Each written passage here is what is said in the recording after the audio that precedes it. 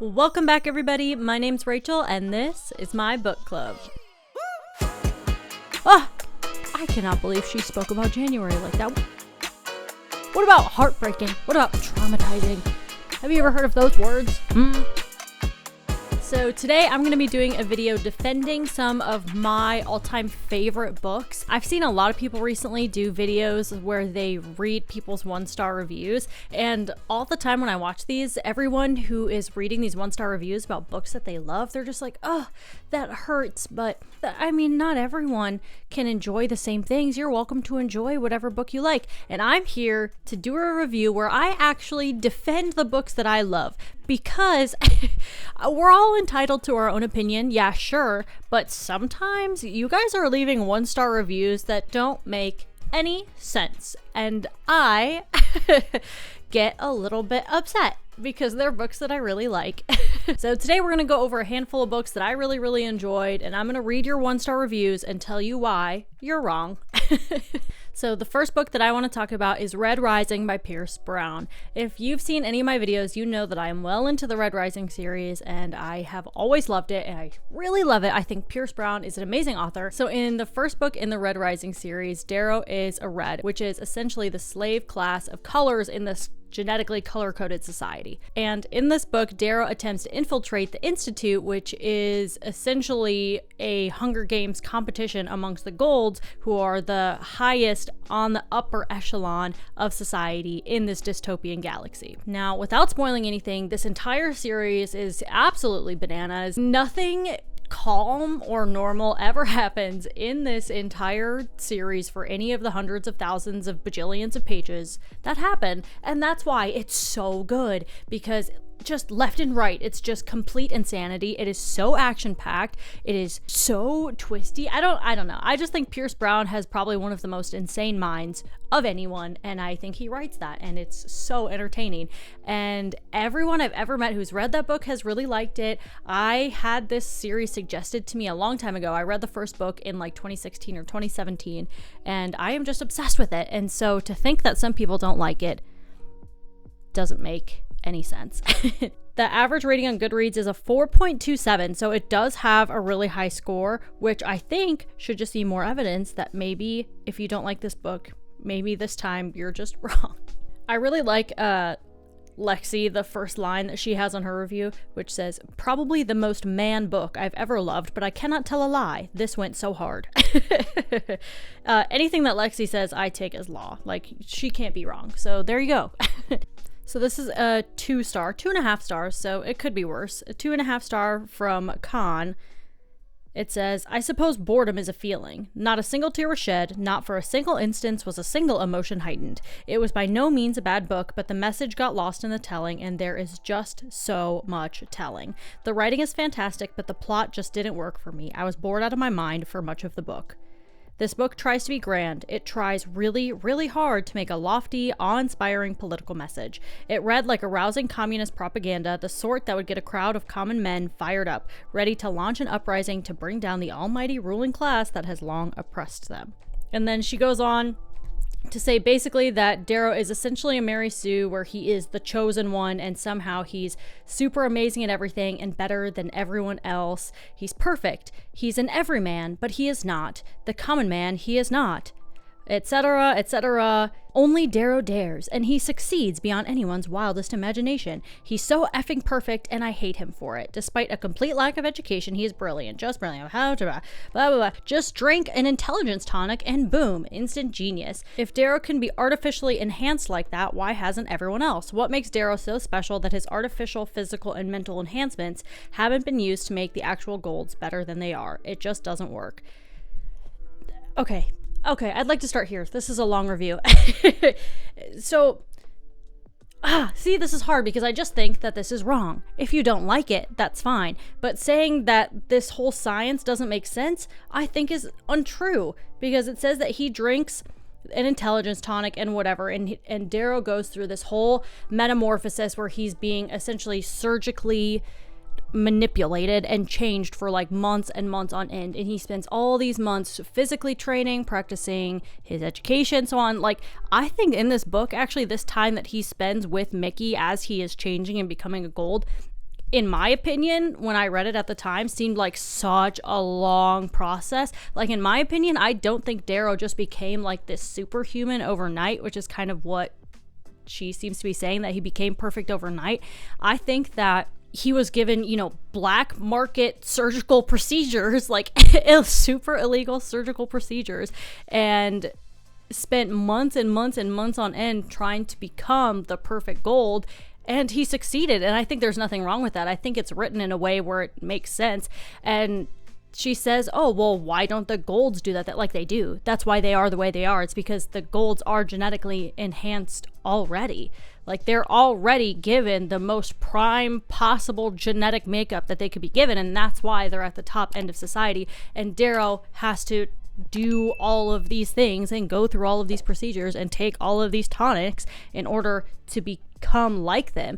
And then at one point in here, she also says, well, Darrow is the only one. Somehow he's the only one and he's so much better. But that's not true. He's not the only one. If you're reading the book, Darrow is not the only person who gets transformed. Like, she says something about how, oh, Darrow's the only one and somehow he's better. But that's not true. Like, they have tried, and they admit in that book that Darrow is not the first person that they've surgically altered to infiltrate the golds. He's just the only person who is successful at it. And so to say that he is a Mary Sue and that it's unrealistic, I think, given the way it's written, is not accurate. I think that Pierce Brown does a really good job explaining how he's able to infiltrate it and how they're able to mimic him as a gold.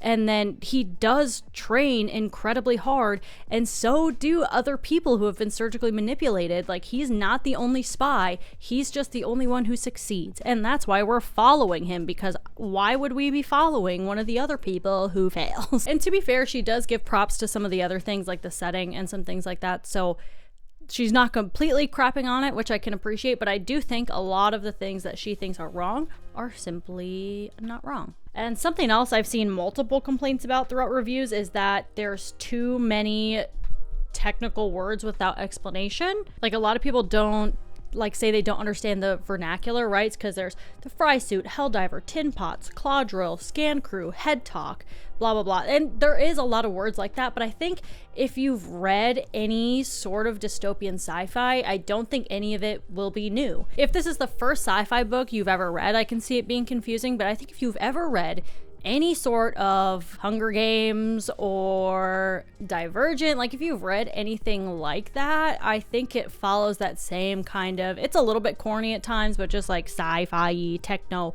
holocams and whatever, but it's pretty easy to piece together. But I've seen a lot of people complain about the technical terms in that series, which I think is really odd, because I don't think any of the words that have been made up for this series are super nonsensical. Like, I think they're pretty basic, actually. It actually makes me think, the first time I read this, I actually was thinking a lot about Maze Runner, how Maze Runner has a lot of those kind of corny sci-fi words, and I think it's the same. If anything, I actually think the words are a little too simple, that they seem dumb, as compared to being confusing.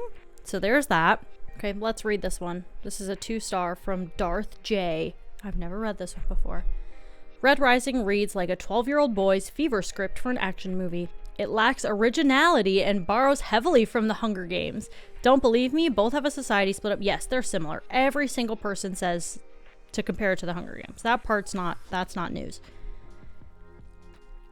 There's a few differences, but it's the same basic premise, except way too long and on Mars. Blah, blah, blah, blah, blah, blah. Hobby boopy heep a hop a hoo. The writing is clunky and bloody damn hard to follow along with at points. Half of the compound words have a random capital halfway through them, like something Margot Roth Spiegelman would approve of. There are too many characters to keep track of, and most of them die anyway before you remember why they are important. The arena portion, while the meat of the book, dragged on and could have cut about 100 pages while still making its point? Wow. I thought it was lazy world building to borrow so heavily from Greco-Roman mythology for a future civilization. Don't even get me started on the teens pontificating ancient philosophers' quotes at each other. Also, Red Rising sounds more like a pill you need to call a doctor for if something lasts more than 4 hours. Just saying. Huh. Okay, let me think. I'm thinking, hold on. Okay, so I can agree that half the compound words have random capital letters, etc., etc. That's fine. I don't think it was hard to follow along, but I guess I could see why. Whenever I read, I'm kind of just along for the ride, so I usually don't get caught up on that kind of stuff. I kind of just keep reading until it makes sense, or it just never makes sense and I just keep reading anyway. Sure, fine, whatever. I don't care. There are too many characters to keep track of. In my opinion, I think that keeping track of the characters in Red Rising is like keeping track of all of the characters in Game of Thrones. Like, you do get introduced to like a bajillion characters, but at the end of the day, you will know who the important people are. And I think it's still important that the other people get their moment. Like, they still are named characters and they still have very important moments where they are pivotal to the story, if only for a short period of time. But I think that gives the story a lot more meat by giving more characters more purpose, and I think being able to name them is a small part of that. So yes, there's a lot of characters to keep track of, but I think it's very important that you do try to keep track of it because there's so much action and there is so much interaction between so many characters that affects the story that makes it so much better of a story. It's not just your main two characters on the good side and the evil side that's propelling the story forward. Like, it's actually like Darrow is actually a very small piece of this chess game that's being played, and I think writing it with so many characters that stay around or die or change sides or betray somebody, I think all of that plays into the grandeur of the story as a whole a lot better than if we didn't have those characters. Okay, that's enough of Red Rising. I have been recording for way too long. I'm gonna have to figure out how to do this faster. In the Lives of Puppets is the first TJ Klune book I ever read, and I really enjoyed it. I really like this kind of storytelling, which apparently not everybody does. In the Lives of Puppets has 3.92 on Goodreads, so that's pretty good. I thought the idea of it was very sweet. I really like TJ Klune's writing style, almost like classical wistful storytelling. Maybe that's the right way to explain it, maybe it's not. It's very sweet, very romantic, wistful. I think that's the word I'm looking for. It feels very magical and fantastical and fun, and I think something I really like is that his writing isn't too serious. His writing isn't trying to be some brand new... TJ Klune is not reinventing the wheel with his books, but he takes his ideas and writes them out so fun and so well and in a way that makes me feel so warm and fuzzy inside that I really like it. And in the Lives of Puppets, we are following Victor. It's essentially a retelling of Pinocchio. Victor is the only human left in a family of robots. He's raised by an AI robot dad. He has his classic robot cleaner best friend, and it's very much something we've seen before. You know, you have C-3PO in Star Wars, and you have the whole movie of WALL-E where you're kind of giving these quirky personalities to robots. Like, that's not a new thing, but it works well, right? I love those movies. You probably love those movies, and so I loved this book because it was trying to achieve that kind of same feeling where you're watching humanness through someone else's eyes, and I treasure that in this book. So let's read a review. 2 stars by The Speculative Shelf. I wish I could embrace this book with as much warmth and kindness as TJ Klune imbues into his writing, but I feel that this book missed the mark much more than Klune's previous 2 novels, unfortunately. The book itself is a Pinocchio retelling at its core, but it also reminded me of so many other works of fiction that it struggled to stand out on its own merits. If you threw together Pinocchio, the Murderbot Diaries, the Monk and Robot series, the setting of Fallout New Vegas, the droids of Star Wars, the characters of The Brave Little Toaster, and the quest of the Wizard of Oz into a pot, you might have a stew that kinda sorta resembles In the Lives of Puppets. I just don't think it tastes very good. First of all, that's kind of a banger diss, but also something that's been happening in like the book community that I've seen other people talk about is so many people are generalizing storytelling and like compartmentalizing books. Like, a book is always an enemies to lovers, or if you'll ever see like on TikTok, it's like, oh, the perfect enemies to lovers, mafia, dark romance, I killed my brother book. Like, it's like, it doesn't need to be under a category. Like, how many things does he mention here? Pinocchio, the Murderbot Diaries, Monk and Robot, Fallout New Vegas, Star Wars, The Brave Little Toaster, and The Wizard of Oz. He said this is kind of like a mix of like 7 different things. I think if you listed, I think for almost any book you could probably pick something from 7 other books and be like, oh, and it's kind of similar. So I think that is a dumb argument. Let's continue. If you loved Clune's previous work, you'll probably feel right at home with this book, but to me, a recovering cynic who is still very much charmed by the house in the Cerulean Sea, I think your reading time will be better spent elsewhere. Yeah, if you're a cynic, sure. Yeah, sure, if you're a cynic and you don't enjoy joyful books, fine. That's my defense for that. That's all I have for that. I think he is being cynical, just in the sense that he's like, well, it's kind of like this, and then it's a little bit like this from this, and this aspect from this movie, and this. Yeah, sure. Maybe you could say that about anything. Moving on. It pains me to say how disappointed I was with this work. The concept was good, taking ideas from The Wizard of Oz, Pinocchio, robots, Frankenstein, and perhaps from some other stories. I was engaged during the first 20%, but I lost interest after that. I became totally disconnected. There are some funny moments, but things became very repetitive, especially the jokes. I didn't understand the obsession about sex and bodily functions and fluids, and I found most of the characters extremely annoying. This is not a work that I should be rating, as it is clear that I'm not the right audience for it. Yeah, seriously. So this book does take inspiration from many fairy tales, and I think that's part of the thing that makes it so fun, is it's just reminiscent of so many stories that we've heard before, and it's nice. I like that. There are some funny moments, but things became very repetitive. I didn't understand the obsession about sex and bodily. The whole point is that Victor is the only human alive. He's the only person. He's the only thing on the whole planet that has flesh and bodily fluids and sexual functions. That's part of it. The whole reason he talks about it is it's like a coming of age story for Victor, that he's learning about his body and he's surrounded by robots. Nobody can explain it to him. Nobody can explain the way he's feeling or functioning. What do you mean you don't understand the obsession? The whole point is that he's an endangered species and he's the only... That's just silly. That's just silly. Poor Nilton is missing the entire point of the book. The actual point of the book is that Victor is trying to understand his sex and bodily functions and fluids. And he found most of the characters extremely annoying. That's just unfortunate. That's just sad. I don't really have an argument for that because I just don't agree. But, well, I loved all of the characters in this book. That's fine. Okay, next I'm going to try and defend Masters of Death. I know this is going to be hard because I know a lot of people don't like this book. I love Masters of Death. Every video I have the chance to bring it up, I bring it up because I love this book so much. Masters of Death by Olive Blake. It's the first Olive Blake book I've ever read. It is the best Olive Blake book I've ever read. It is the best book I've ever read. We have 6 main characters in Masters of Death. The central main characters is supposed to be Viola and Tom Parker IV. Viola is a vampire and a real estate agent, and she is trying to sell this house that Tom Parker IV's ghost is haunting.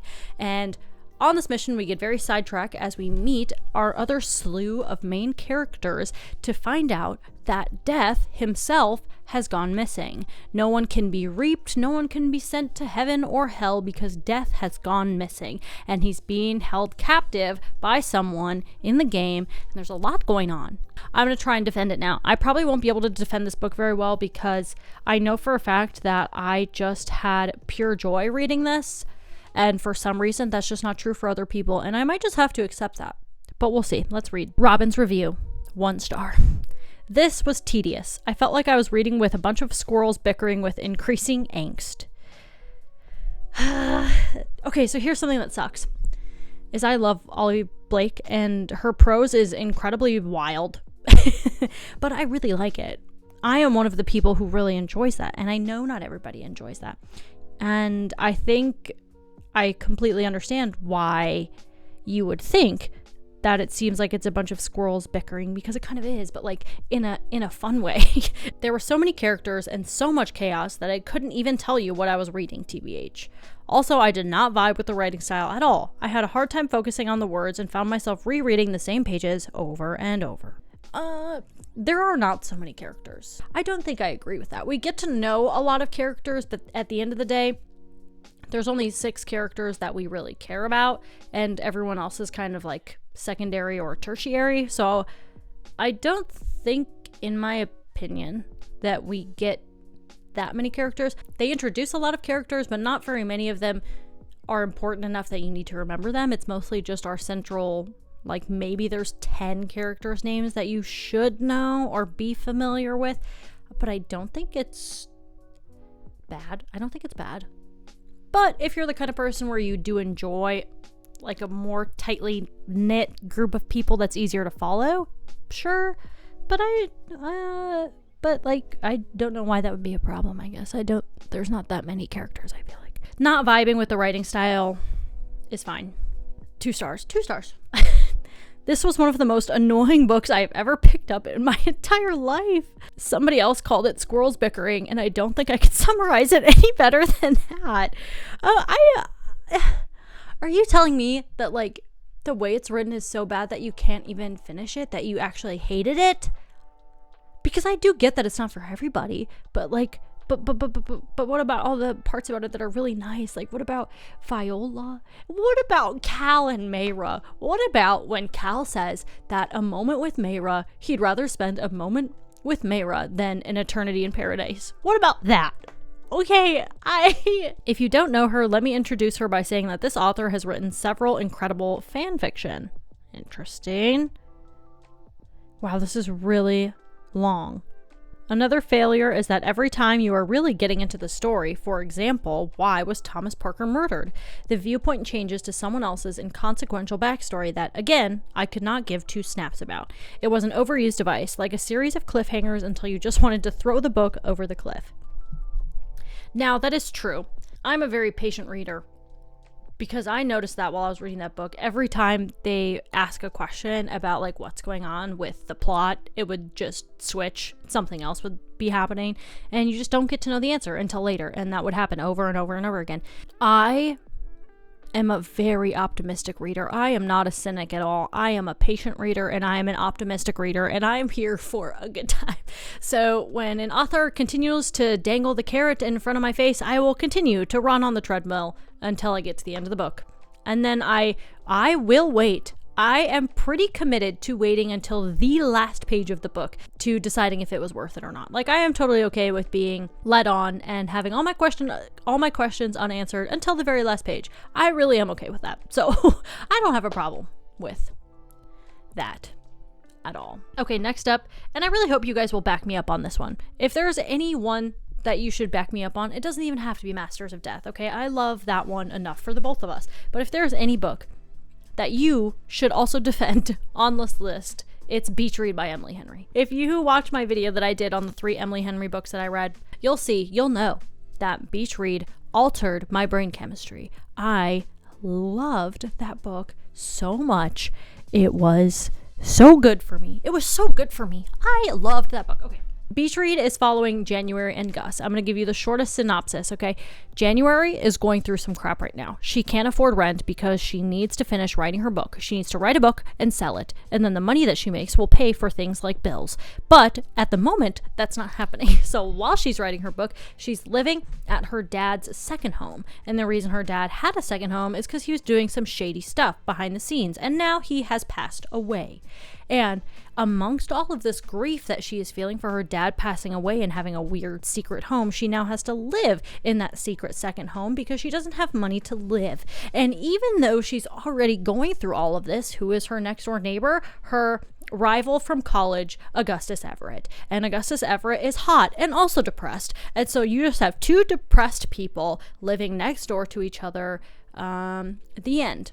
If you haven't read Beach Read, in my opinion, Beach Read is my favorite Emily Henry book so far. I haven't read Funny Story, but otherwise it is so good.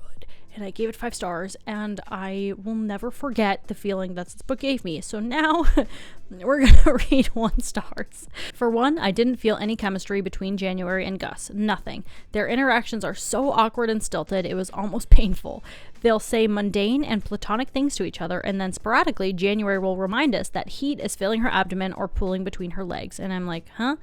I can't imagine how 2 people could possibly fall in love or lust while saying such bland things to each other.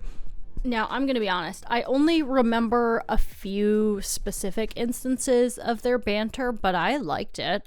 I mean, it wasn't... They usually didn't have super heated conversations or anything, but I liked it. Like, it was nice. It was good. I didn't think it was boring. This is the second book I've read by Emily Henry, and I've noticed that her female characters tend to be very twee and precious. They have extremely high expectations of what love is, need to be constantly reassured, and freak out at the smallest blip. Okay, first of all, me too, so calm down. Just relax, please. At one point, January sees Gus's ex at a public event, and she wants to scream and cry before the woman has even said or done anything. And what's up with calling herself Dumb Bunny? Not to mention, she spends the entire time being upset with her dad over something that was none of her business. Suffice to say, it's all very exhausting. She spends the entire time being upset with her dad over something that was none of her business? Okay, hold on. Okay, I'm going to tell you something. So January's dad has passed away, right? And of course, she is still grieving, and she's very upset at the loss of her dad. And she also found out at the funeral that he was having an affair with another woman at this second home that she is now living in. So she has moved into this house where he was essentially living a double life with another woman. Obviously, she's upset. That's her dad. Also, what do you mean none of her business? What do you mean none of her business? She lives in that house. She has to face the fact that her father was having an affair and that he's gone every day that she lives in that house. I cannot believe she spoke about January like that. What do you mean she's obsessed? Of course she's obsessed. She's mentally ill. Her father has passed away and was lying to her whole family, and she has to face that lie every day. What do you mean none of her business? Okay, I hate to say it, but I cannot keep reading this. And they only ever talk about boring things, and Gus is so boring, and January is so boring. What about that part where Gus is finally admits to her, he's like, January, I've messed everything up to this point, and I couldn't even make her stay. He couldn't make his mom stay. He couldn't make his wife stay.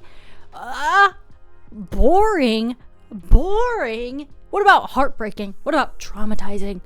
Have you ever heard of those words? The last book that I want to talk about is one that I read recently, What the River Knows by Isabel Ibanez. This book has a 3.9 on Goodreads, so still pretty decent. I really like this book. This book took me by surprise. I think the reason that I actually gave this book 5 stars is I had very low expectations going into it. This isn't normally the kind of book I would pick up. It's a little bit outside of something I'd be interested in, but I decided to pick it up. I thought I would try it, and I was really, really pleasantly surprised. I thought it was super fun. The romance was incredible. So we are following this girl, Inez. Her parents have mysteriously disappeared in the deserts of Egypt. Have been working with geologists and archaeologists and historians in Egypt, and, doing the whole finding tombs and whole mummy Tomb Raider thing. And they have been lost in the deserts of Egypt. And so she sails out to Egypt from Argentina to go find them, to figure out what happened, how they died, etc., etc. She essentially gets kind of strung along on these little side quests because things are not quite what they seem in Egypt. Well, I thought the story was so fun. The twists were predictable, but very entertaining. The thing that really made it 5 stars for me was the romance. Now, I have not read a good slow burn in a long time, and I really forgot how much I love a good slow burn. But the romance, the banter in this book, do you ever sit at home and you just put in like the greatest rom-coms from the early 2000s, 13 Going on 30, Legally Blonde, and you just have a good time. And the romances in those movies are unmatched, whether it's slow burn or not. Just that feeling of watching a good rom-com, that's what I had reading this book. Because I'm going to be honest with you, like all of these other books, it is not perfect. There are some things with the magic system that are fine. I didn't really feel any particular way about the magic system in this book. It was fine. Not really an important part of the book, actually. A lot of the twists and stuff, again, were fun. They weren't mind-blowing. They weren't original, but they were good. Except for at the end. I did get got at the end, but that's something different. But the romance between Inez and Walt was so good. And it gave me that feeling of them bantering. Like, I could see those scenes being played out in a nice 2000s rom-com movie, and they made me so happy. So I really, really liked this book. I really loved the romance. I really cannot explain to you how much I like the romance. If you've read this book, there's one scene where Inez falls into the river and he jumps in to save her, and it is like a little bit romantic and also really cheesy, but also really sweet, and I just thought it was perfect. We're gonna read some reviews now. I'm so sad. I've read this book. This is the most recent book I've read out of all of these, so I do think so I'm a little fresh emotionally from reading this. So I hate myself for reading this and wasting my precious time and money on it. Oh no, we're starting off so strong. I know there are people who love it, but I couldn't understand why. Firstly, let me start by saying I did not understand the magic system or the whole concept of magic touched items. It was very poorly explained, or rather brushed over. Yeah, that's true. The magic in at least the first book, maybe in the second book it'll be more important. The book could have been the same book without the magic. That part is true. The magic is important to Inez a little bit, because one of the reasons that she is there is because she is experiencing some weird things with magic. So sure, but I can agree with that. I think the magic was probably the least important aspect of the book. Secondly, the characters were bleh. That's me being kind. Inez has no personality, none whatsoever. Oh, uncle, I came all the way from Argentina to Egypt. That one sentence is her whole personality. The author tries to present her as fierce and brave, but how is she that when she doesn't stand up for herself, and without wit, she can't seem to even think about protecting herself or taking any form of action? That's not true. I kind of get what she's saying. Like, Inez definitely gives a little bit of like a YA blank slate female main character vibe, but I don't think it's that bad. She's not the most complex character, but I think she's still done pretty well, where the loss of her parents is really hard, but now she's getting kind of tangled up in some other mysterious stuff, and she's constantly trying to rebel. But I think a part of it is she's always fighting with herself. She wants to kind of do the rebellious thing and do what she wants to do, but at the same time, she was raised to be, you know, like a noble woman in Argentina and always do the right womanly thing. So I think she's actually kind of always fighting with herself over that. So whenever she talks to her uncle, who is one of the other main characters in this book, I think she does become timid, but that's because she is a woman in 18 whatever Argentina and Egypt. I do think a lot of the character traits that she has make sense, so I don't think it's necessarily poorly written. I think it's pretty fitting for the scenario. The part where, oh, I came here all the way from Argentina to Egypt is her whole personality, because her parents just passed away and she spent a month on a ship going to Egypt for the first time in her life. Like, yeah. You ever met somebody who studied abroad in Italy? Same thing. The romance was poorly built. There was not much to root for. The chemistry was not... Okay, I'm sorry. Let me read this. For those of you who can't see what I'm reading. There was not much to root for. I did not get how they were attracted to each other. They didn't bother to get to know each other that well, especially not Wit. There was no effort from him, and yet Inez was like, girl, get a hold of yourself. The chemistry was non-existent. That's not true. Okay, let me back this up. This is not true. Do not read this review and think that this is what happens in this book, because that is not true. I do not get how they were attracted to each other. They spend a lot of time together. And also, I think if you're on archaeological dig sites in Egypt, and Wit hasn't talked to a woman his age in a year or whatever, you know, I'm just saying. They didn't bother to get to know each other that well. That's true, but part of that is like Wit's character arc. Like there's actually parts of the story that bank on Wit being an ass and not getting to know her that well, right? Because there are contradictory things about his personality, but that's on purpose because there's other things happening in the background that are part of like the plot. So they kind of need to be there because it lends to the suspicious part where everyone is suspicious. And so Wit is suspicious too. So he has to have kind of these other secret things going on in the background. Therefore, Inez cannot get to know him as well as she would like, even though she tries.